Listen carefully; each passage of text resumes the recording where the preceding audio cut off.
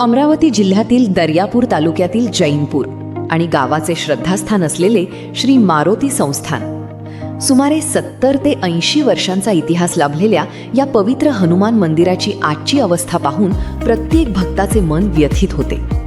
संस्थानच्या मालकीची 22 एकर 40 गुंठे शेती असून दरवर्षी त्या शेतीतून सुमारे 5 ते 6 लाख रुपयांचे उत्पन्न मिळत असल्याचे सांगितले जाते. मात्र एवढे उत्पन्न असूनही मंदिराचा जीर्णोद्धार झालेला दिसत नाही. आज मंदिराच्या भिंती जीर्ण झाल्या आहेत, अनेक ठिकाणी धोका निर्माण झाल्याचे दिसते आणि येथे दर शनिवारी महाआरतीसाठी येणाऱ्या लहान मुलामुलींसह भाविकांच्या सुरक्षेचाही प्रश्न उपस्थित होत आहे.